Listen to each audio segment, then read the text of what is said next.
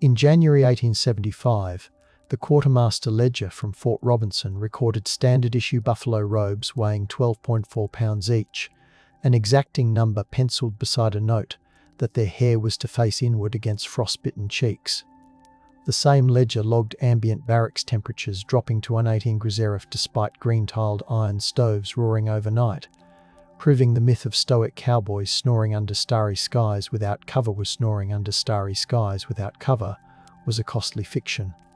Nearby, civilian correspondence stored in the same archive mentions tin thermometers cracking as sleeping soldiers tucked them under coarse woolen socks to keep them from shattering, the glass fragrant with oil from whale-derived cleaning fluid. The handwriting trembles, suggesting fingers numbed even while recalling the oily sheen that clung to blankets. Whispered between the lines is the way bodies were stacked close on plank bunks, contradicting romantic paintings of solitary figures beside embered campfires.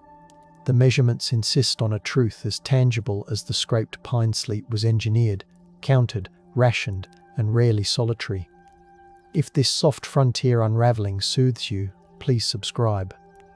Abigail Rios, a mestiza washerwoman stationed at Fort Union in the winter of 1867, lay in lamplight that flickered against a brass basin, polishing buttons while her breath misted above sewn ticking. The tallow candle perfumed the room with animal fat, and the scrape of her bone needle whispered through deerskin liners she stitched into cavalry mittens. She listened for the distant clank of ice shifting on the Mora River while packing sand between refurbished bed platforms, a technique her Pueblo grandmother taught her to retain heat like adobe. In her thin diary, the paper smelt faintly of starch. She recorded tying selenite fragments beneath quilts so moonlight could scatter across the ceiling. Calming green recruits kept awake by coyotes crunching through crusted snow. Abigail convinced them to layer horsehair pads over grey army blankets, explaining that trapped air warmed just enough to guard against the merino's chill sheen. Her hands, cracked from lye soap, arranged a circle of warmed branding irons in a bucket, releasing a metallic scent that mingled with roasting coffee, ensuring the barracks sleepers shared both warmth and rhythm before the night stiffened around their rattling windows. In 1870, the Army Medical Department shipped Casella thermographs to Fort Bridger, and Surgeon James Wheaton recorded nightly oscillations that dipped 18 degrees between midnight and dawn, even inside log quarters. The brass instrument ticked softly, its clockwork grazed by frost when the door opened, and on December 14 he noted the canvas ceiling sagging with condensed breath that froze into beadlets. Wheaton ordered canvas windbreaks erected around potbelly stoves, the treated cloth smelling sharply of alum as soldiers stretched it taut, and he timed how long each cot remained above freezing after fires sank to coals. 12 minutes for a bare bed, 36 when the mattress was stuffed with dried sagebrush. He charted that data beside receipts for civilian-made wool socks, proving the frontier winter bed was an assembly of calculated layers rather than a rugged afterthought. His log, now resting in the National Archives, still bears charcoal smudges from gloved fingers. Listening to the faint scratch of the thermograph's pen, he seems to ask without words why dime novelists insisted the prairie night was a place to prove stoicism instead of a laboratory of survival. 2 years earlier, Northern Cheyenne scout Red Feather shared a straw-lined earth lodge with ethnographer William Curtis near Tongue River, the air inside perfumed by willow bark steaming in a blackened kettle. Curtis's field notebooks from February 1868 describe the hush of snow muffled by bison hides stretched over the lodge apex, and the way Red Feather arranged juniper ash in a low trench so embers glowed like buried stars. The scout's wife laid cattail fluff beneath trade blankets, and the softened fibers clung to Curtis's wool trousers, leaving downy streaks that carried the smell of marsh water even as he left at dawn. When Curtis asked how the family slept during the moon of deep snows, Red Feather pointed to cedar chips scattered under their heads, their resinous scent warding spirits and insects alike. The guide explained, his voice barely louder than the sizzling sap, that sleep was a covenant with winter spirits, layers arranged east to west so dreams followed the sun's return. His words press against Curtis's scripted sketches, countering the American myth that indigenous winter rest was primitive. instead revealing precise rituals tuned to Frost's brittle hush. By 1881, Swedish homesteader Ingrid Halvorsen kept a weather diary near Fort Keogh in Montana Territory, the ink smelling faintly of linseed because she thawed it beside a lamp each night. She described chiseling blocks of sod to fashion a sleeping alcove within her dugout, the earthen walls crumbly yet warm to the touch, flecked with mica that sparkled when her pine splint torch sputtered. Ingrid lined her straw tick with felted scraps cut from sailcloth brought by Hudson Bay freighters, each piece still tasting of salt when damp frost licked the seams. She hammered spent ammunition shells into tiny bells, suspending them over her son's bedding so any shift in the door draft chimed softly, warning of gusts that could snuff their coals. Her Sunday entries mentioned draping copper kettles filled with boiled molasses over their feet, the syrup thick and fragrant, holding heat far longer than water. A trick she swore she learned reading a Norwegian almanac dated 1834. The effort granted them the power to sleep through wind shrieks that rattled their single-pane window, and she writes, "Sleep is a fortress of straw and song," insisting practical artistry, rather than brute endurance, preserved their family through the -30 gale. A Northern Pacific Railway surveyor named Thomas Belden tested Woolpile Heights along the Yellowstone in January 1883, using a yardstick marked in charred segments because ink froze too readily. His field notes rustle with grit, and he scratched in margins how the 3.5-inch pile retained heat 17 minutes longer than the 2-inch standard when exposed to a thermometer encased in mercury-streaked leather. Belden stationed a French-made aneroid barometer beside his rolled blankets to monitor pressure shifts that foretold night squalls, the device ticking like a muted clock in the dark. He measured charcoal pancakes placed inside canvas pouches, each disc pressing warmth against his chest and exhaling a charcoal-sweet aroma. As frost rimed his beard, he wrote with numb fingers that he could feel the difference in breath. Humidity trapped beneath the thicker wool, its lanolin tang stronger, its loft resisting collapse. His data read as quiet rebellion against company law, that the railroad's tent camps were cozy. The numbers expose an improvisational engineering, granting exhausted survey crews the crucial luxury of staying asleep while sleet pecked at taut rope. Such measurements prove that raw courage was only the garnish atop meticulous thermal arithmetic. The wind still carried gunpowder soot, yet Philly-born laundress Mavis Pennington recorded the hush of Fort Ellis's midnight in 1874 as she set pig-fat lamps along wardroom aisles. She described the glow as honeyed, catching on icicles that dangled from the ceiling joints like glass fingers, and noted how the scent of boiled lye clung to the wool she wrung out barehanded. Her journal marks the exact hour, 2000 to 2000 m, when she stirred cedar shavings inside iron braziers positioned under stretchers to wick moisture from soldiers' boots.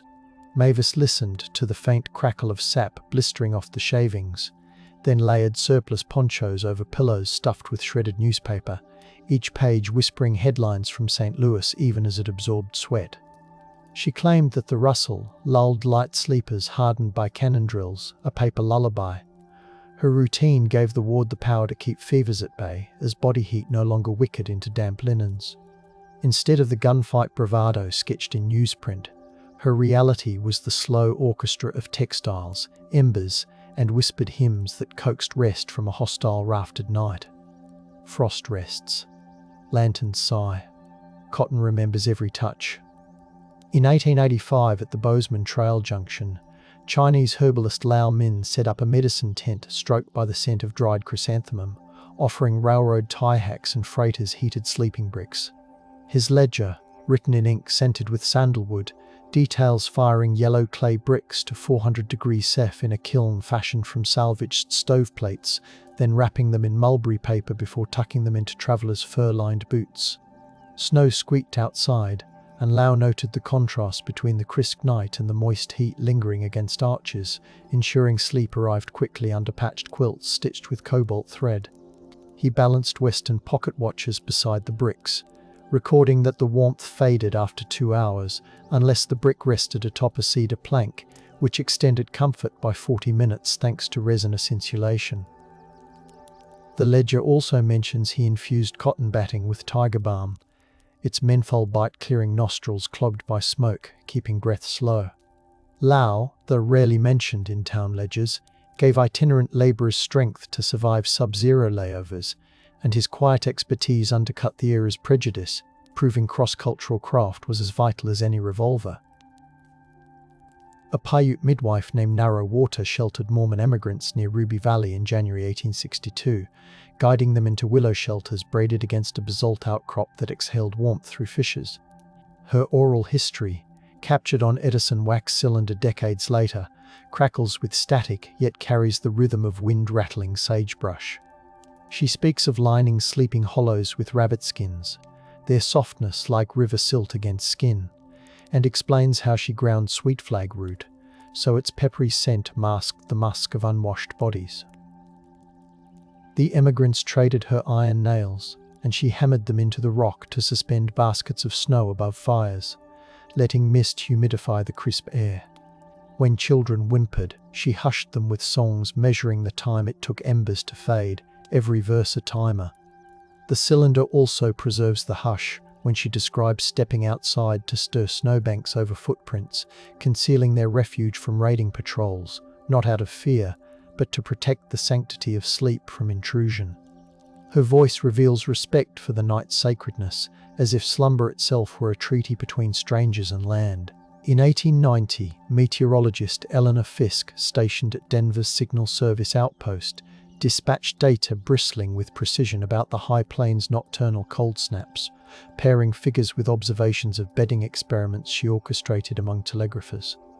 She suspended a sling psychrometer above a cot layered with horsehair, its damp muslin wick releasing a mineral tang as it twirled, and logged how relative humidity plunged to 18% by dawn, leaving lips cracked and less coated with rendered bear grease.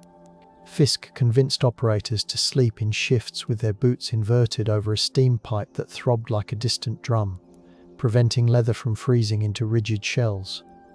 Her precise telegraph at 3012 am. On February 8 reads, Subject 2, pulse steady. Wool felt retains 19 degrees more heat than government-issue muslin. Eyelids relaxed at 46 degrees F, ambient. The men teased her for mothering them, but her records show sick days dropping, proving thermal strategy granted working power in an era when telegraph clicks stitched the frontier's heartbeat. She reflects in a margin note, comfort is a code, not an indulgence, tethering data to a philosophy that still hums beneath the brittle spark of winter wires. An 1879 investigative report by journalist Horace Glidden sniffed through the reputed opulence of Deadwood's Winter Palace Hotel, finding instead drafty walls and moth-eaten coverlets that rustled like dried leaves.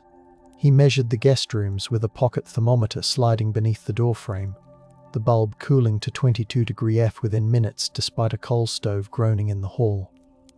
Glidden described the stubborn smell of unwashed bear rugs, their fur stiff with frost, and wrote of gamblers huddled under velvet curtains repurposed as blankets, the fabric tasting faintly of copper from spilled whiskey.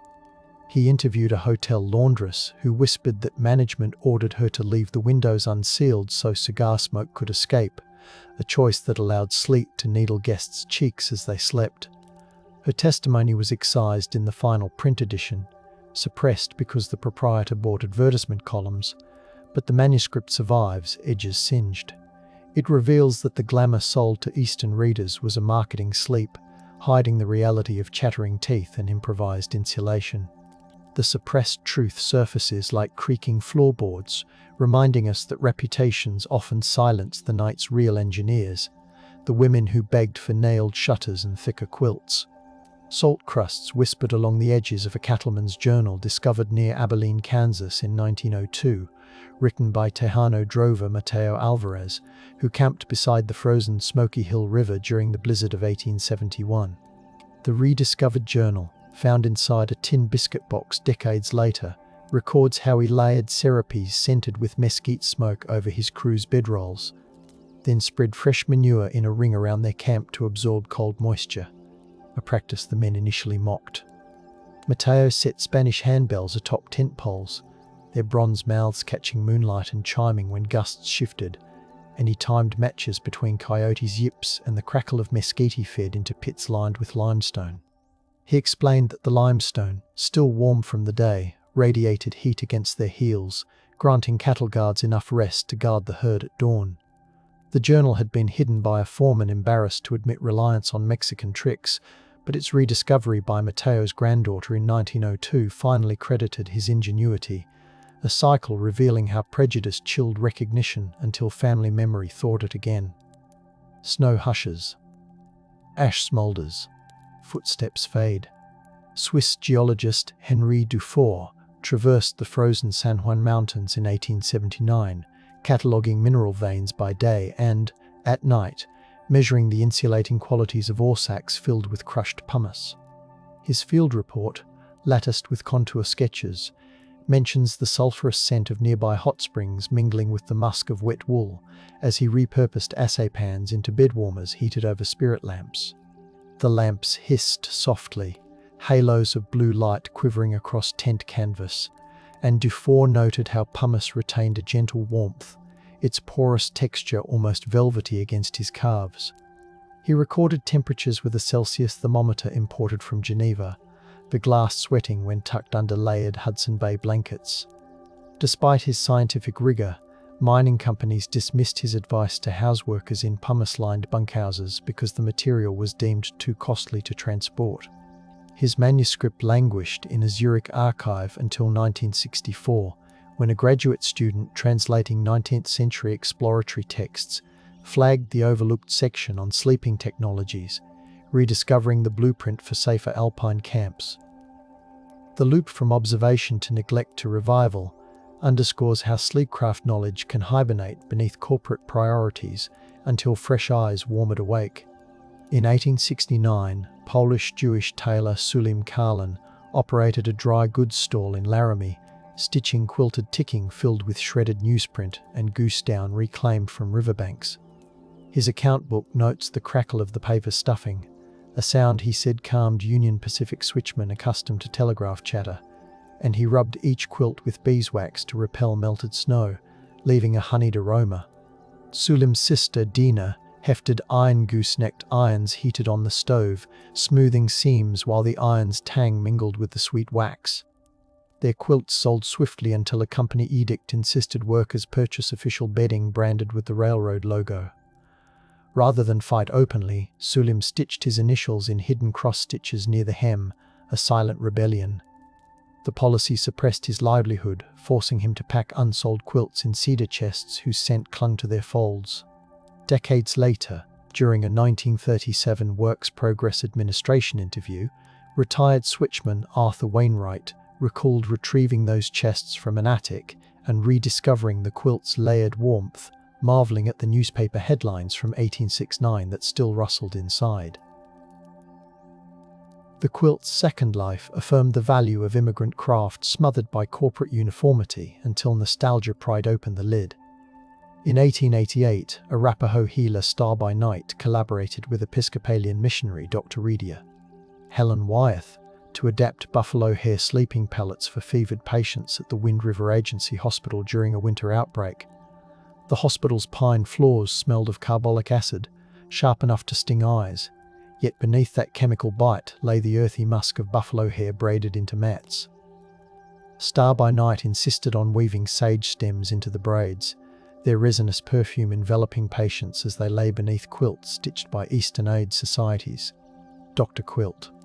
Wyeth documented the cross-cultural design in neat copperplate, timing how the mats wicked sweat without chilling the skin. Wind chill outside clawed at 95 degrees Fahrenheit, but patients maintained core warmth better than on straw ticks. She also recorded a lullaby sung in Arapaho, its cadence aligned with the rhythm of a weighted pendulum clock, so nurses knew when to rotate warm rocks from the stove under the blankets.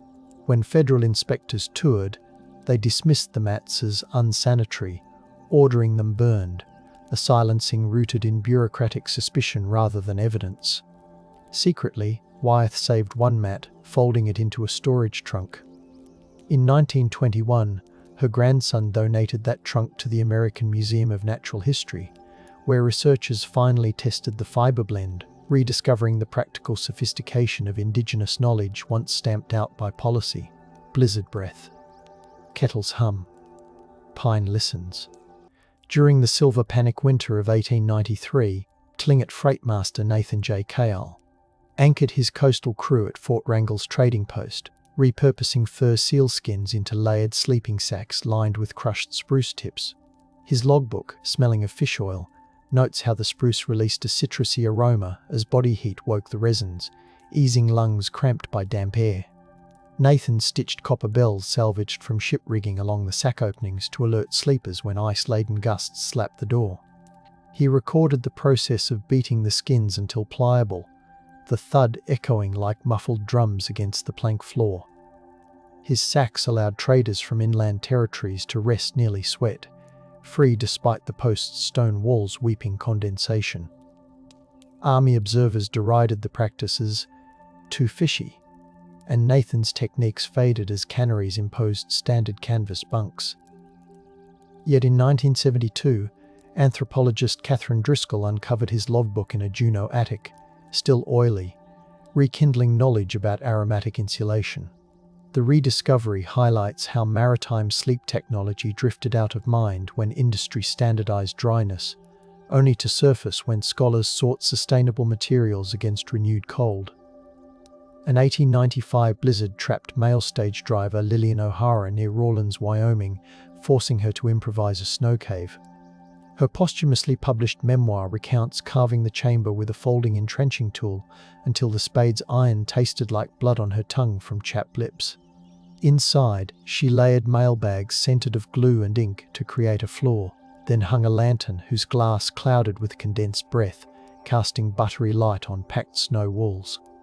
Lillian stuffed letters under her coat to keep them dry, each envelope crackling against her ribs, and noted the way her horse's breath steamed in the entrance like a gentle engine. She propped aneroid readings in the cave, noting pressure drops that warned the gale would intensify. She slept in increments, counting her pulse against the ticking lantern regulator to ensure she didn't slip into hypothermia's lure. Her technique saved both her and the Federal Mail, granting the public their news despite winter's siege. She reflects, sleep in the drifts was a bargain struck with the storm, implying resilience was negotiated through tactile artistry rather than bravado. A saloon ledger from Leadville, 1880, recently digitized by the Colorado Historical Society, lists nightly rentals of blanket stacks, maintained by formerly enslaved entrepreneur Charles Pine Jenkins. He layered rough-spun wool with muslin dipped in pine tar, the aroma thick and medicinal, creating makeshift bunks in the saloon's cellar where miners slept between shifts. Pine charged extra for those who wanted heated river stones wrapped in burlap, the stones sweating mineral scents as they cooled. He recorded each customer's duration, finding the average rest lasted 3 hours, enough to prevent the tremors that plagued crews working freezing shafts. When a city inspector forced him to close the cellar due to unsanitary vapors, Pine's meticulous ledgers were seized, erasing his contribution from public view. A century later, descendants scanning courthouse archives rediscovered the ledger, its edges brittle yet stained with tar. The rediscovery exposes how black ingenuity underpinned winter endurance in Colorado's boomtowns, a chapter suppressed under the pretense of hygiene while actually motivated by prejudice. Cinders settle. Canvas breathes. Sleep circles. In 1876, Kiowa scout Sintaup introduced U.S. cavalrymen to the breathing hole. Practice digging narrow vents in snow shelters near the Canadian River. Lieutenant Henry Botkin's field diary, housed in the Library of Congress, captures the creak of leather gloves as soldiers carved the vents, and the dank smell of earth when warmer air seeped through. Botkin measured carbon dioxide buildup with a Draeger apparatus borrowed from a German engineer, noting how the vent sustained safe levels throughout the night, preventing headaches that had haunted winter marches. He scribbled that the vent's sound was a gentle hiss, like wind through cornstalks, and marveled at how Kiowa engineering tamed suffocating stillness. His superiors, however, classified the technique under field curiosities and never issued formal guidance, letting the knowledge drift. When a Smithsonian researcher catalogued Botkin's diary in 1958, the breathing hole sketch caught his attention, and he cited it in a study on snow shelter design, finally acknowledging Indigenous mentorship that had once been relegated to the margins. In the mining town of Bannack, 1867, widow and seamstress Charity Delorme ran a boarding house where she layered mattress ticking with crushed charcoal and goose quills.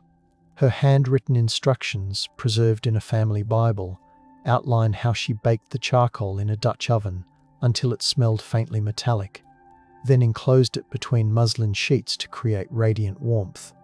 She hung strips of orange peel near the beds, the citrus perfume masking the damp iron scent of the nearby creek. Charity mandated that boarders hang their boots over steaming kettles set on wrought iron hooks, the hiss of water calming rowdy gamblers more effectively than gun threats. She noted that the charcoal-filled ticking stayed warm for 4 hours, long enough for her guests to sleep between night watch rotations guarding gold claims.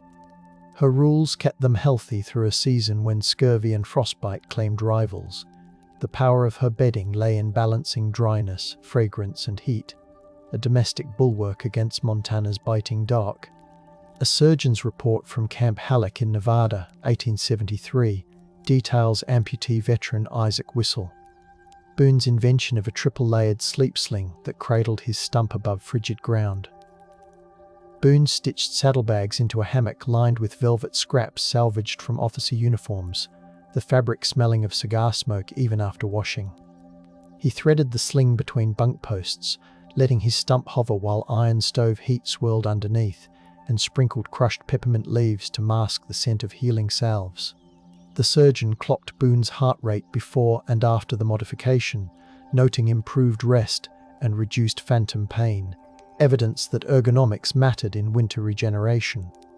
Fellow soldiers left the camp soon after, and the sling's details vanished when Boone died.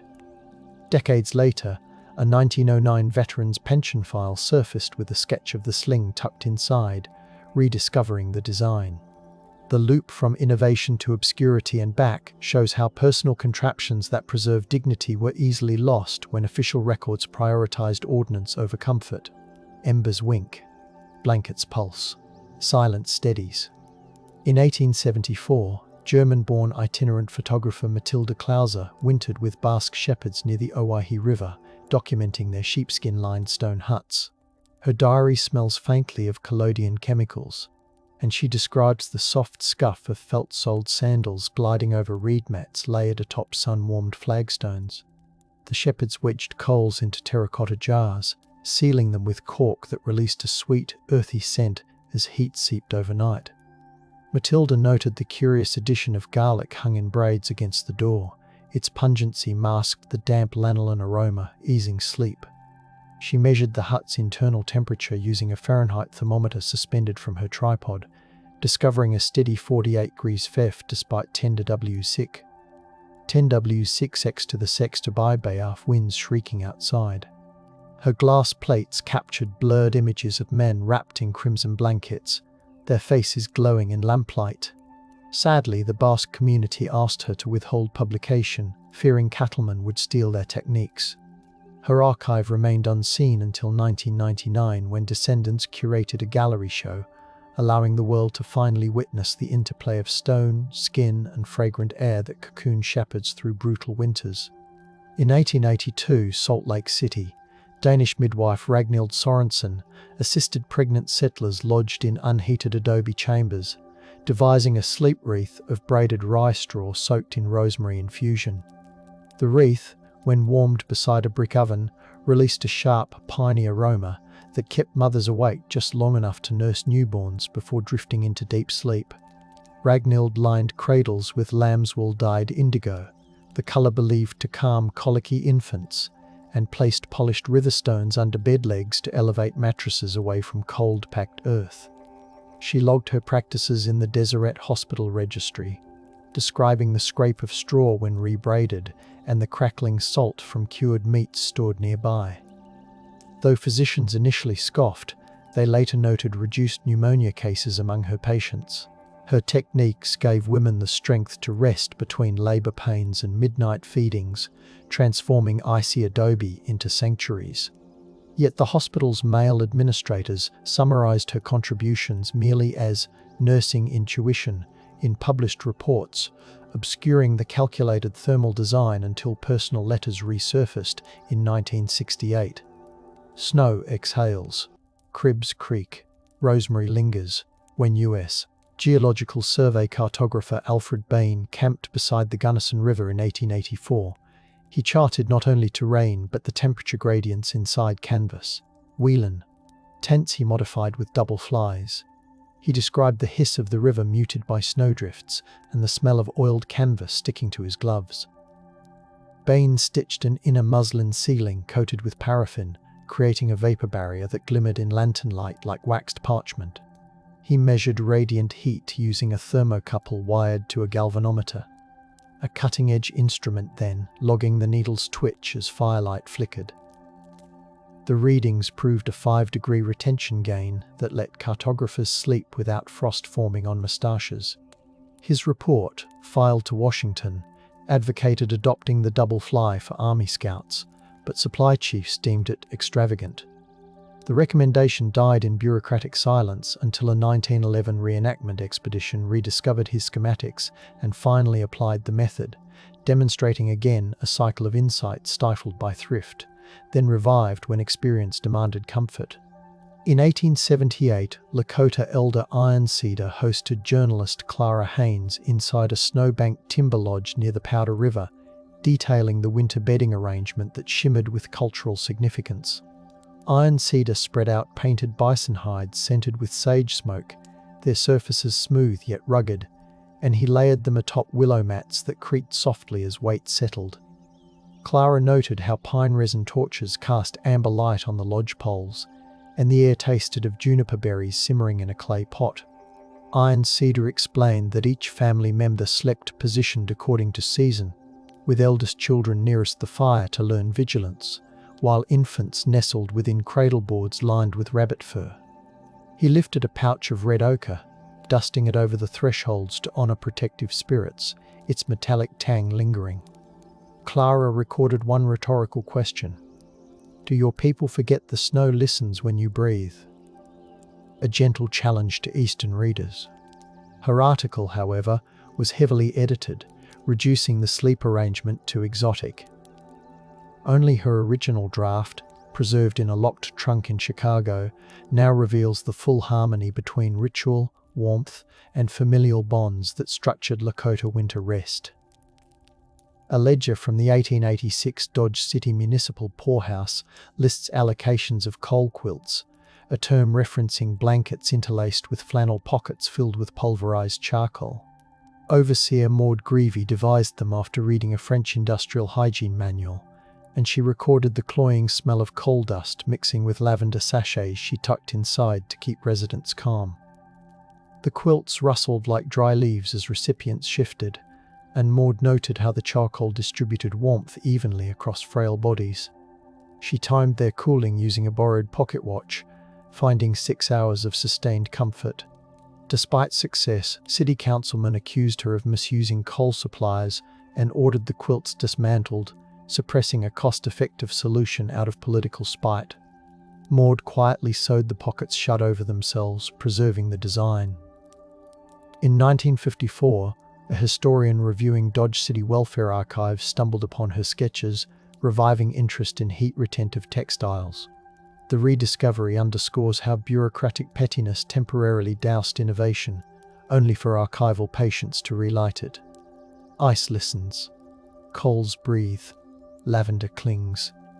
During the winter of 1870, Comanche trader Laami collaborated with Mexican blacksmith Pedro Ortega near Palo Duro Canyon to craft iron bed frames with hollow rails filled with heated sand. The workshop smelled of hammered iron and roasted chilies shared at midnight, and Laami's deerskin gloves creaked as he guided the bellows. Ortega's forge roared, sparks spitting like fireflies while they poured sand into the red-hot tubes. At night, the frames radiated warmth, the rails clicking softly as metal contracted. Families sleeping atop buffalo hides felt a steady glow against their calves, a luxury compared to cold ground. Their partnership ended when the US Army forced layoffs, citing resource conservation, effectively suppressing the hybrid technology. In 1987, archaeologists excavating the canyon unearthed a fragment of the hollow rail, still packed with fused sand, validating oral histories dismissed for generations. The discovery loop completed, revealing how cross-cultural craftsmanship engineered long-lasting warmth before policy severed the collaboration. A letter penned in 1889 by Yakima interpreter Maria Running. Fawn describes guiding ethnobotanist Frederick Coville through winter lodges near the Columbia Plateau. She detailed the scent of camas root steaming in pit ovens, a sweet aroma mingling with smoke that blackened the rafters. Maria highlighted the cedar bark mattresses softened in river water, their fibers pliant as worn leather, and she explained how sleepers positioned quartz pebbles warmed by coals against temples to ward off headaches. Coville's published report skimmed these sleeping details, focusing instead on plant taxonomy, inadvertently silencing the ritual balance between nutrition, breath, and rest. Maria's letter, preserved in her family cedar box, later surfaced during a 1975 museum exhibition, rediscovering the interplay she had carefully described. The letter's resurgence reminded scholars that comfort technologies were as vital as food in surviving punishing winters, and the omission hinted at reverence. The community guarded certain knowledge, revealing only fragments until trust was earned. Wind mutters. Pebbles glow. Cedar sighs. In 1891, itinerant preacher Elijah Snowden journeyed through Utah Territory, chronicling nights spent in half-dug sod houses known as dugouts.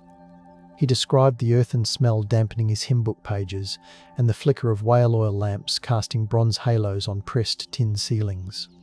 Families insulated their beds with feather ticks wrapped in ticking dyed with walnut hulls, releasing the scent of bitter chocolate. Elijah observed them sprinkling fine ash between layers to deter insects, the powder soft under fingertips. He measured interior humidity with a borrowed hygrometer, noticing moisture levels steadied at 45% when vents carved into the sod walls remained partially open, their edges rimed with ice yet necessary to keep lungs clear. He ruminated on how congregants knelt in the same spaces where they slept, blending devotion and rest. His sermons later emphasized that the body's need for warmth was as sacred as any scripture, yet church authorities downplayed such practical theology, preferring tales of martyrdom. Centuries later, historians reread his journals and rediscovered a gentle theology of blankets and breath. An 1872 survey of Fort Garland's Hispano settlers by ethnographer Charles Sipple catalogued mosquero curtains, goat-hair drapes hung around beds to trap heat. Sipple noted the musky scent of the hair, softened with rosemary water, and the way the curtains swayed like soft bells when night breezes slipped through adobe cracks. He sketched women weaving on upright looms, their fingers stained with indigo as they hummed corridos that blended with the rhythmic thump of loom beams. The curtains, he observed, reduced drafts so effectively that interior temperatures stayed 10 degrees warmer. Yet territorial officials dismissed them as superstitions, ordering homes to adopt American furnishings for appearance's sake, a suppression under the guise of civilization. In 1935, a photographer capturing New Mexican folkways found preserved mosquero curtains in a storage trunk, photographing their intricate knots and sharing the images in national magazines. The rediscovery looped the practice into public appreciation, validating generations who had quietly kept weaving despite official disdain. Night leans, looms sigh, heat lingers. In 1877, Bohemian glassblower Anton Novak wintered in Idaho City, crafting double-walled glass bottles intended to function as bedwarmers. He blew molten glass until it shimmered like amber, the workshop heavy with sand dust and wood smoke. Each bottle bore etched snowflakes, and he filled them with boiling water, corking them with spruce stoppers that perfumed the air. When placed under quilts, the bottles glowed faintly, emitting a soft clink as water sloshed. Miners purchased them eagerly until a wagon mishap shattered a shipment, prompting investors to deem the design too fragile and abandon production. Anton's notes, stained with soot, describe his disappointment. In 2001, local historians cataloguing mining artifacts found one intact bottle buried in a refuse heap, its interior still bearing mineral deposits. Modern glassmakers admire its craftsmanship, rediscovered proof that artistry once warmed the Wild West night before economics chilled the venture. A US Signal Corps camp near Helena in 1886 appointed Corporal Jacob Fujikawa to experiment with Japanese futon techniques adapted to Montana climes. He layered cotton batting with rice straw imported via San Francisco, the smell earthy and faintly sweet, then wrapped the futon in canvas treated with linseed oil. Jacob noted the satisfying thump as he beat the mats each morning to redistribute fibers, preventing mold. He recorded results in precise columns.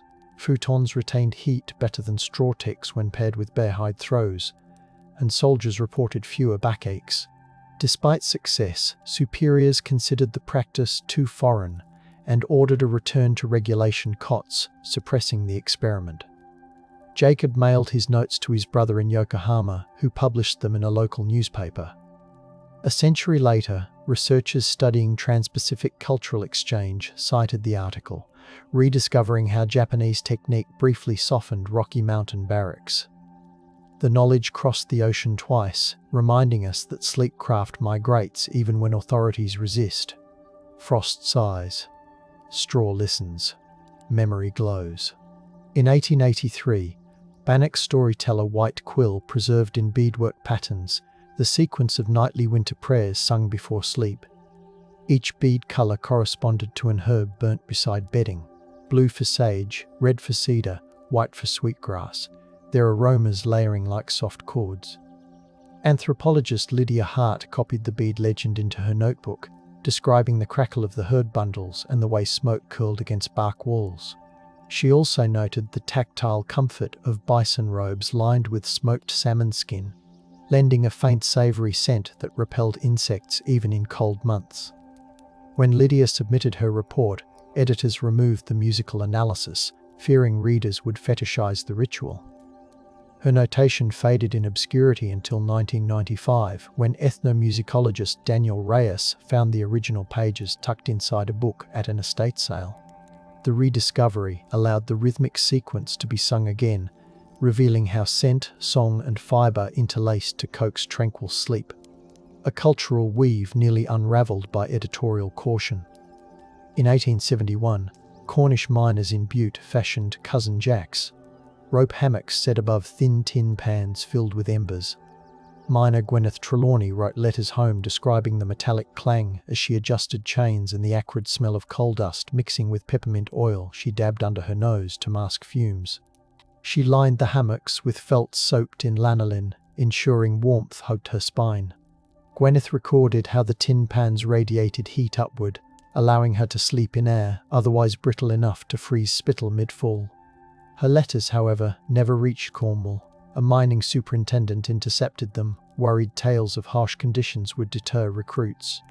The letters lay sealed in a company safe until a 1970s Labour historian pried them loose, rediscovering the intimate adjustments women miners made to survive subterranean winters. The cycle of censorship and revelation underscores how silence, motivated by profit, kept the public from understanding the sensory engineering required underground. Flame crackles, felt softens, secrets breathe. On the northern plains in 1887, Métis freighter Lucien Deschamps recorded sleeping inside a Red River cart tilted on its side, wheels creaking in the night wind. He lined the cart with buffalo robes treated in smoked alder, the aroma rich and slightly sweet, and scattered spruce needles underneath to soften the wood's ridges. He hung an aneroid barometer from the axle, its brass gleaming in lamplight to anticipate dawn storms. Lucien also stuffed knitted socks with parched cornmeal, holding them against his chest to absorb sweat, a technique learned from his Cree relatives.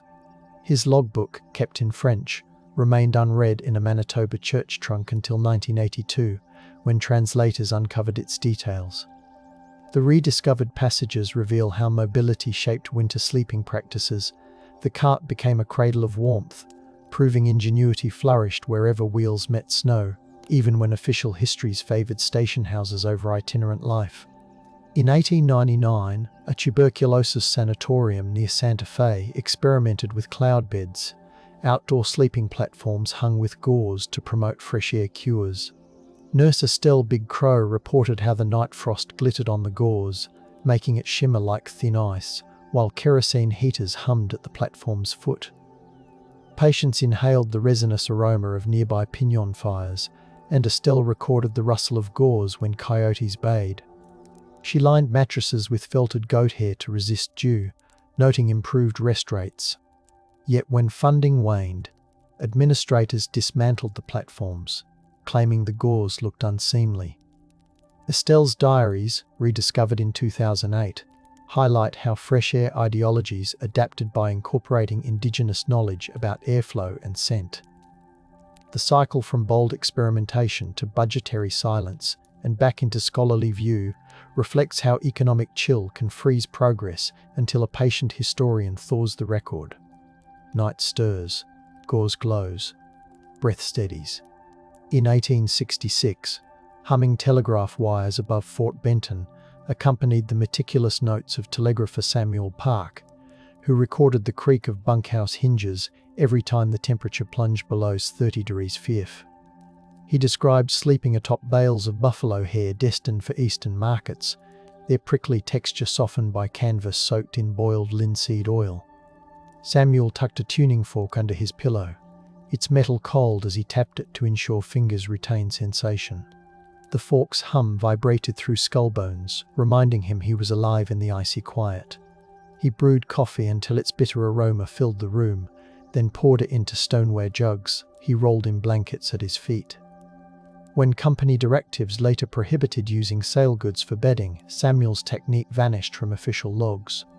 Decades later, a Telegraph reunion pamphlet recounted his story, reviving knowledge that commerce goods often doubled as life-saving bedding when the Missouri River froze shipments. In 1880, Durango, black barber Elijah Reese operated a sleep parlor.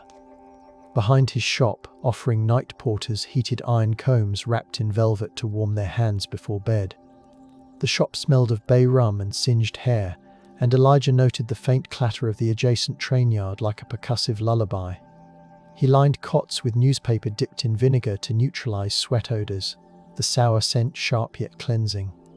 Elijah's business records show how the warmed combs, when slipped into sleeves, acted as crude heating pads, letting porters rest without numb fingers. City officials eventually shut the parlor, citing zoning laws, erasing his innovation from public memory. Only when a descendant displayed the velvet-wrapped comb at a heritage fair did historians recognize this fusion of grooming tools and sleep aids, rediscovering a microeconomy that sustained black laborers through frigid railroad nights. Rails hum. Combs glow. Vinegar clears. An 1873 ledger from Santa Fe's Sisters of Loretto School documents how the nuns crafted feather-filled comfort loaves, oblong pillows heated in bread ovens once the day's baking finished. The loaves smelled of yeast and ash, and novices carried them with flour-dusted aprons, placing them at students' feet in dormitories lined with adobe walls. Sister Agnes measured the temperature using a mercury thermometer borrowed from the infirmary, ensuring the loaves cooled to 120 degrees Celsius before distribution to avoid burns. They absorbed dampness from stockings, keeping toes warm enough to stave off chilblains. When a fire inspector misinterpreted the practice as a fire risk, he banned it, and the sisters returned to standard blankets. In 1996, restoration workers found a handwritten recipe for comfort loaves tucked into a hymnal, reviving awareness of the technique. The discovery loop highlights how cautionary regulation, though well-intended, can extinguish gentle innovations until documentation rekindles them. A 1901 oral history from Hopi elder Morning June recounts her youth in the 1870s, when villagers constructed ceremonial kivas used as winter sleeping chambers during specific rites. She described descending ladders carved smooth by hands, the air perfumed by burning cedar and fermented blue corn. The sandstone walls radiated stored heat, and she remembered the soft thud of dancers' footsteps above as she drifted to sleep on sheep pelts. Morning June mentioned sprinkling ground turquoise at the threshold, a shimmering dust that symbolized dawn light even in darkness. Ethnographers initially omitted these sleep details, focusing only on ritual. Later rediscovery of her recordings by Pueblo scholars reframed kivas not just as sacred spaces, but as engineered warm refuges, reinforcing the theme that ritual and rest intertwined intimately. It shows reverence prompted her earlier silence. Certain secrets remained hush until listeners proved respectful. Heat sighs, stone holds, turquoise glints. During the 1885 cattle die-off known as the Big Die-Op, black cowboy Rufus Mayfield sheltered under an overturned chuck wagon near Miles City, stuffing canvas gaps with hanks of frozen prairie grass.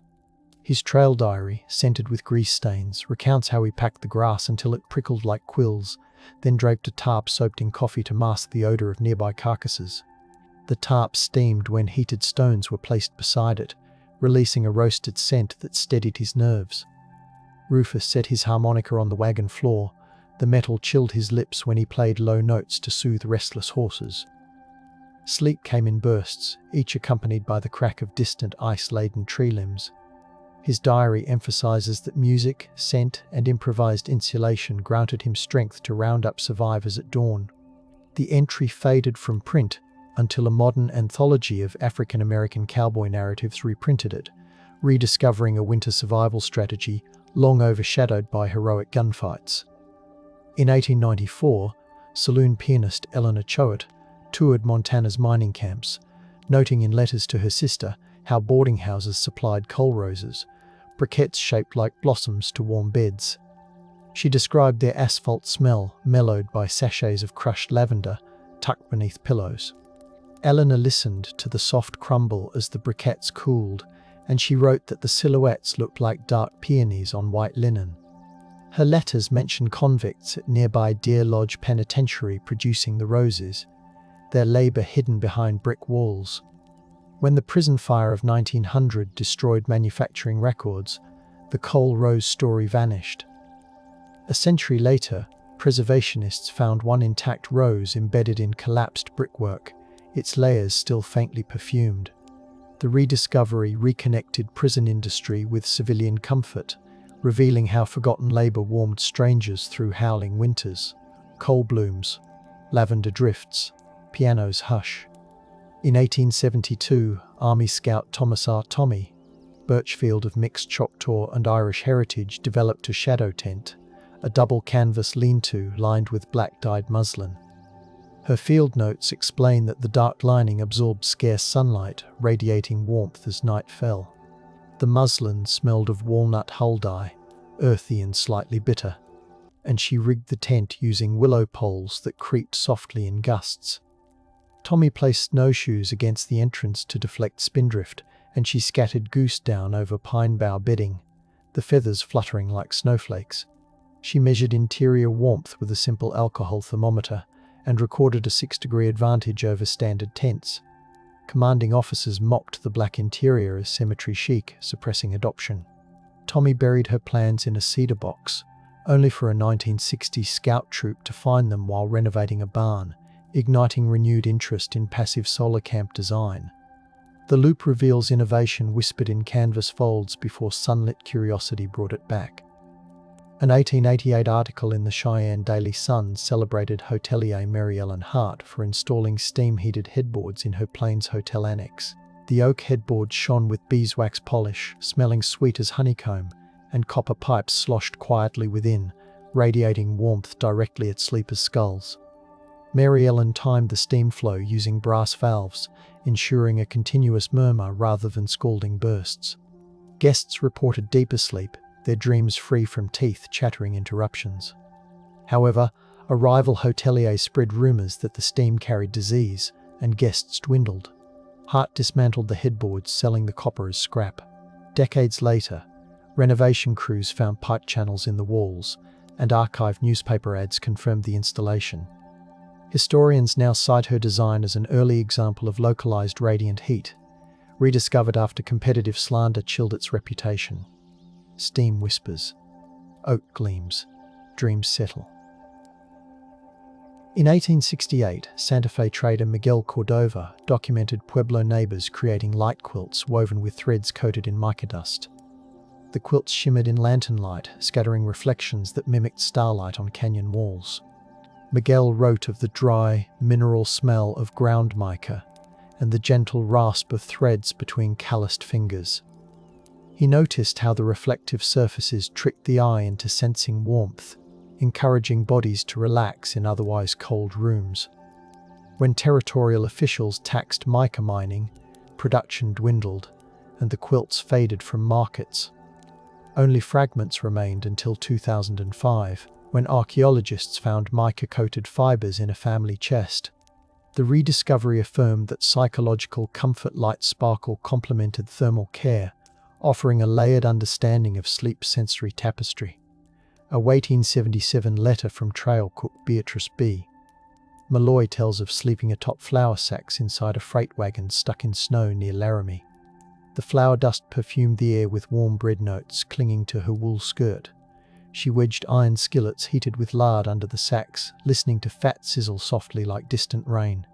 B tucked a sprig of mint in her kerchief to mask the skillet smoke, and she set a metronome gifted by a traveling music teacher beside her head, its tick steadying her breath. Her rest, though short, preserved the energy needed to feed drovers at dawn. The letter remained folded in a cookbook until a descendant showcased it at a culinary history fair, rediscovering the interplay between kitchen tools and winter beds that nourished bodies beyond mealtime. Flour floats, skillets hum, mint cools. In 1889, ethnologist James Mooney recorded Cherokee blacksmith John Ground crafting iron dream cages.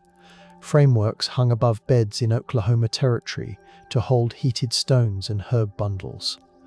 The iron frames radiated warmth downward, and the herbs, sweetgrass, tobacco, and cedar, released layered scents.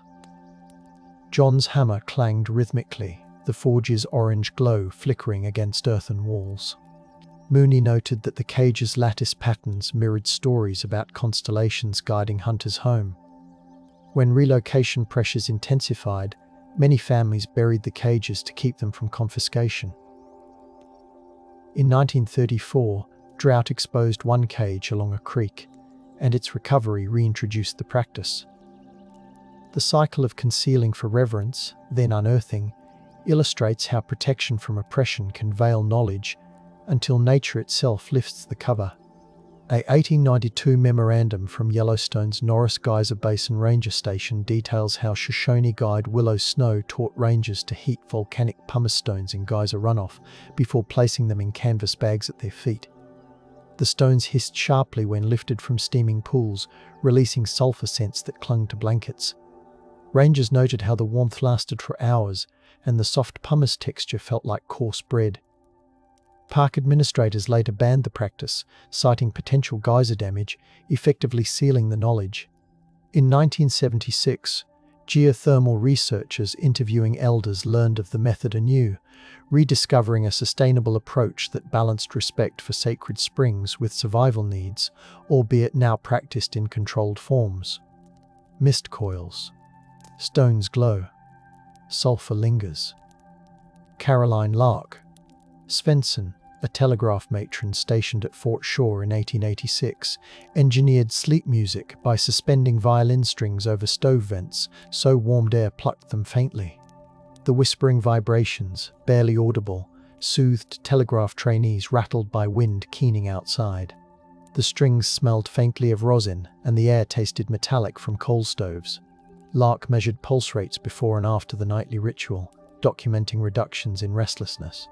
Commanders tolerated the experiment until strings snapped and struck an officer, after which they ordered removal.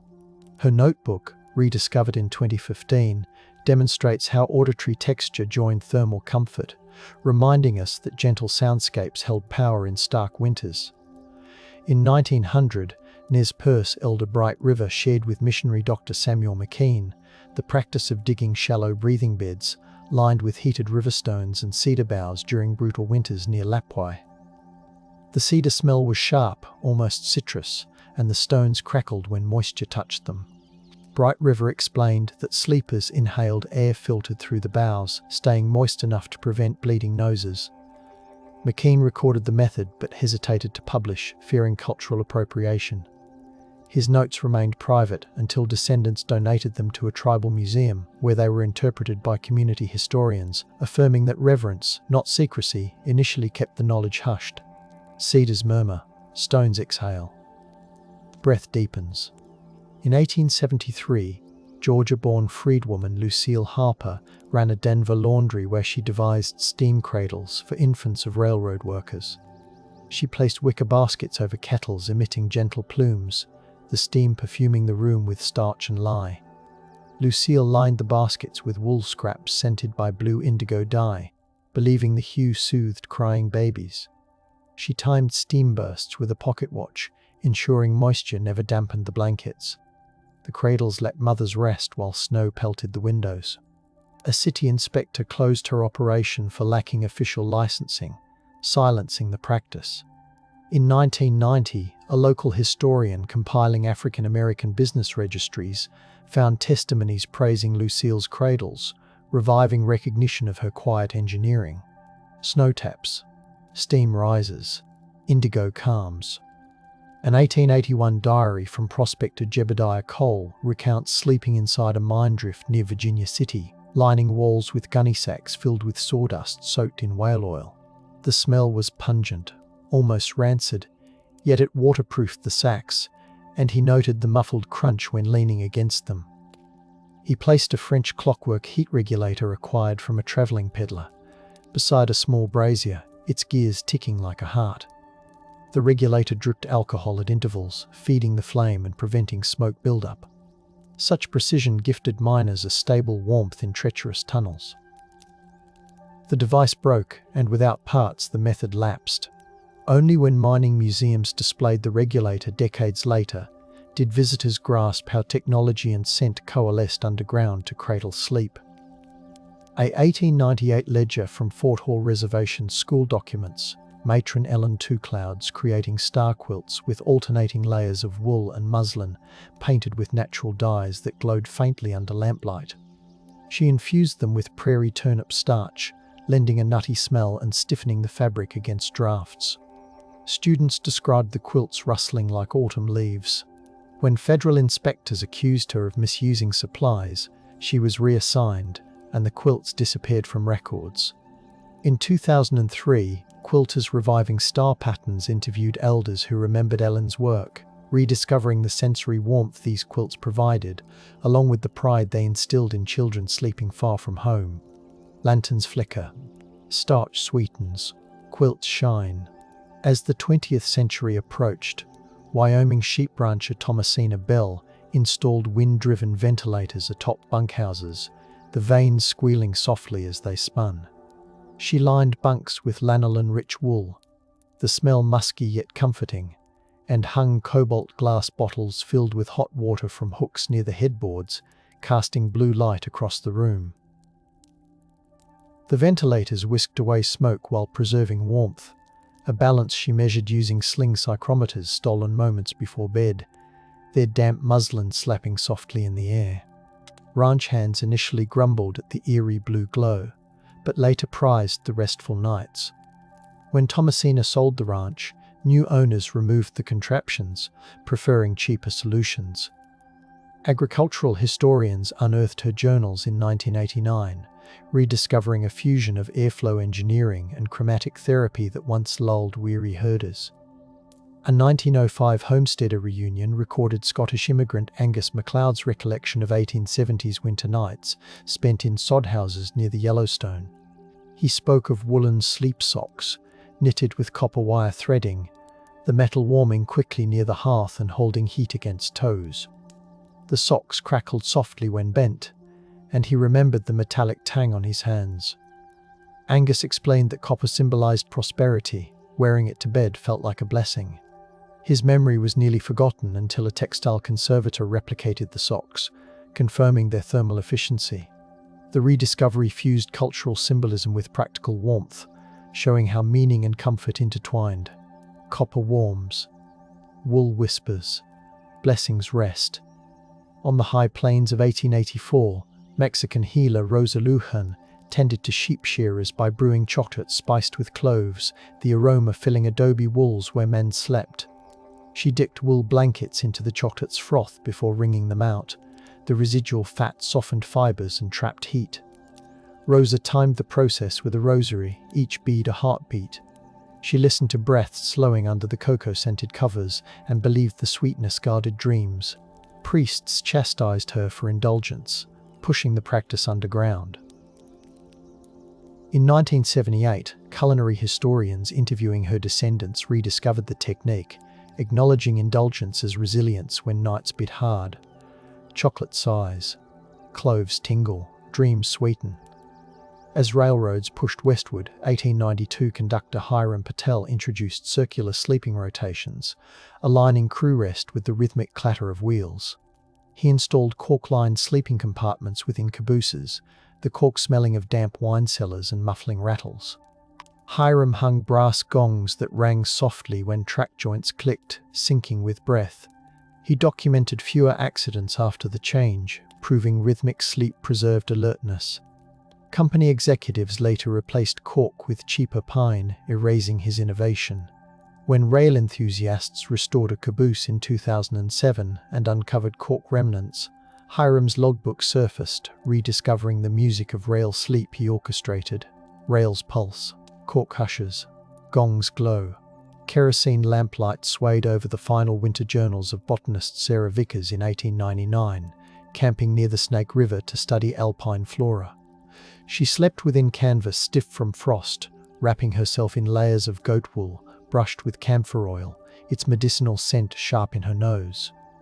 Sarah tucked pressed flowers between blanket folds, believing their colours kept loneliness at bay. She timed her sleep in tandem with a pocket chronometer, listening to its metallic heartbeat amid distant wolf howls. Her notes linger on the question, is the warmth we weave enough to appease the mountains? She died that spring, yet her notebooks survive, encouraging us to consider warmth as both science and prayer. Snow hushes, blankets pulse, silence